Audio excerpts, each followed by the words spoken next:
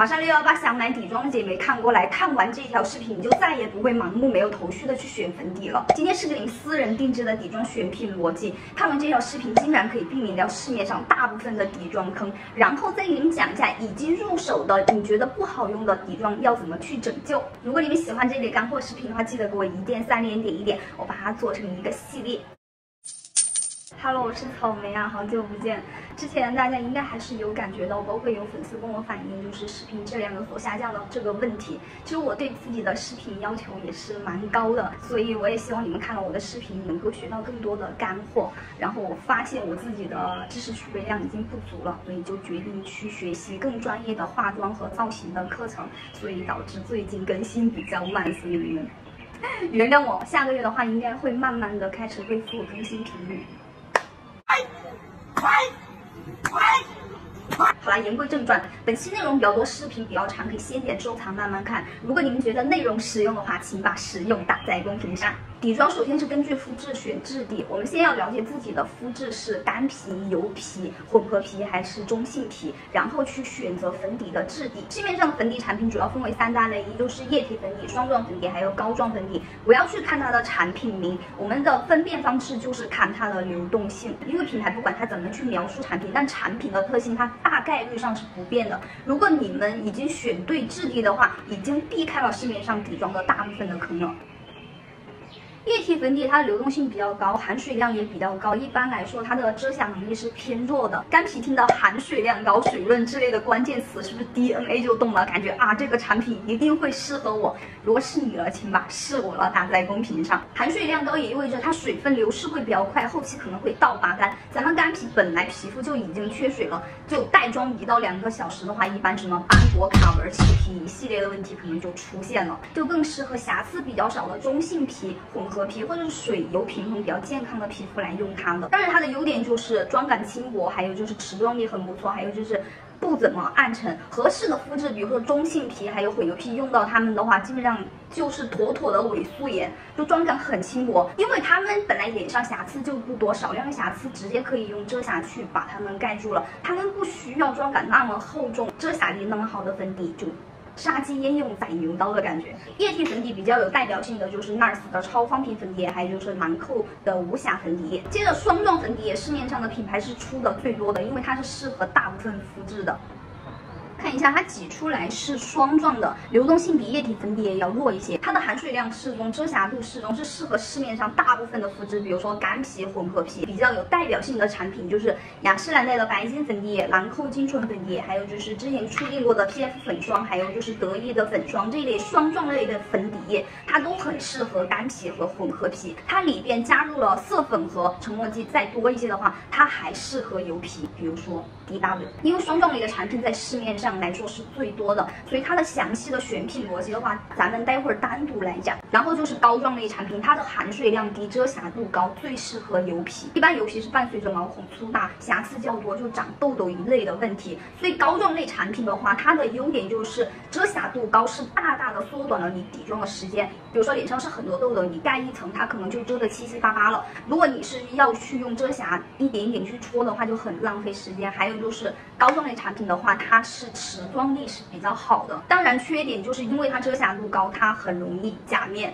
厚重。因为产品的特性，它的优缺点是需要你去取舍的，不可能说一款产品它适合所有的肤质，适合所有的人，这是不可能的。当然，一款粉底液不可能解决掉你底妆上面所有的问题，因为化妆的话，它是去综合的解决一个问题，因为它还包括了你妆前的护肤，还有就是底妆、遮瑕呀，然后定妆之类的全部的步骤来综合的解决掉你底妆上的问题。最后讲回我们的霜状粉底液，市面上有那么多的霜状粉底液，我要怎么去挑选到最适合我的那一款？咱们就讲到这个选品的底层逻辑，就是你要知道你首要需要解决掉的问题是什么，然后是次要你再需要解决的问题是什么，你一定要去明确这个点，然后才是再去考虑它这个缺点，我能不能用其他的产品或者是步骤去缓解掉它。给你们总结了一个图，给你们贴在这儿，你们就更能知道我在讲什么。比如说拿我举个例子，我们就在这个图里边去框选它。比如说首要我是干皮，我一定不能接受我的粉底它很卡纹起皮，这个干这个东西是我最不能接受的，它是我首要需要解决的问题，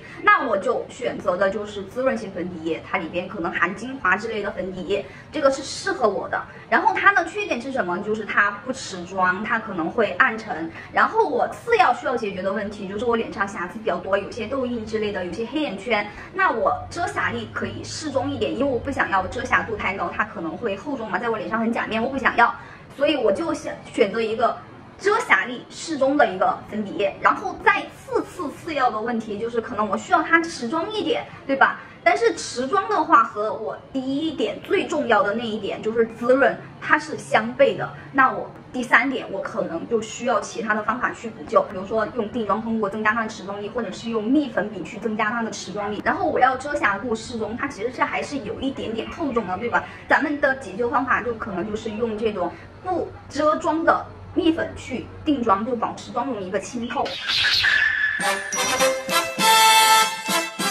液体粉底和膏状粉底，它也是同样适用于这个首要次要需求的这个选品的底层逻辑的。如果你们觉得我说的这个内容实用的话，请把实用打在公屏上。最后就是你手上已经买了这一类产品，特性不怎么适合你的底妆产品，那咱们只能去尽量去缓解和补救它。我同样也是贴一个图在这里，你们更能了解我在讲什么。比如说你已经买了液体粉底液了，你的肤质其实没有那么的适合液体粉底液的，用着干卡纹、起皮之类、斑驳之类的，所以咱们要怎么去补救它？毕竟谁的钱也不是大风吹来的，对吧？就还是挺贵的，咱们尽量能缓解能用的话，咱们就可以用一下它。就比如说我们在妆前除了补水之外，咱们还需要去补油，把皮肤的水分锁住。最后定妆的话，咱们可以用到定妆喷雾，因为它里边的成膜剂是可以去缓解掉咱们底妆里边水分流失过快的。比如说你已经买了膏状产品了，你觉得上脸特别厚重，还浮粉还干，对吧？那怎么办？咱们妆前的话，膏状产品妆前一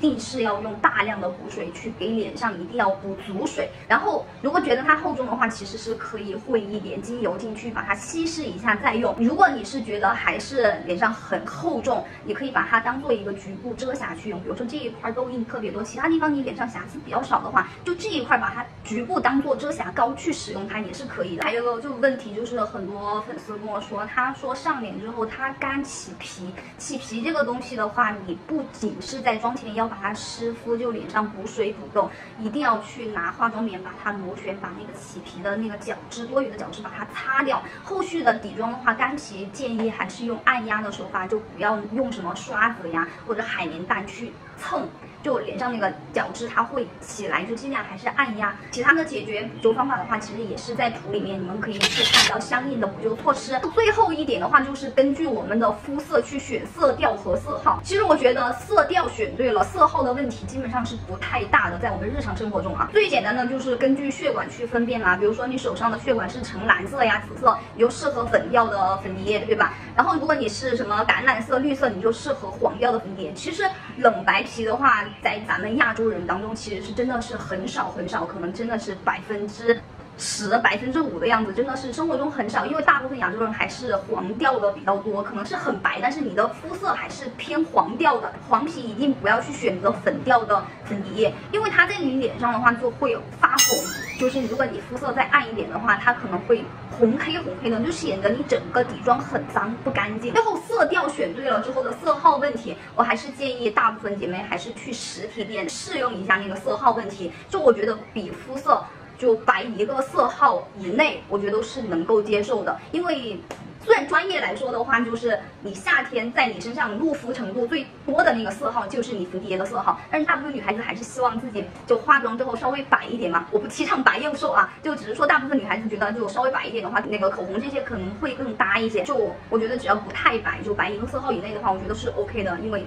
你也不会就日常生活中又不拍电影、拍电视剧之类的那个摄像头怼着你，我觉得生活中是很正常的这个色号的问题啊，所以我不是很纠结这个问题。今天这期视频希望可以帮到你们，其实运用到生活中的话，你们已经可以避掉市面上大部分的底妆的坑了，就不再去盲目的去选择一个粉底液，能基本了解到自己的需求，也能基本上匹配到适合自己的产品了。如果在底妆方面你们还有什么问题的话，可以在评论区留言，要么我是把它做成下期视频，或者是在评论区给你们解答。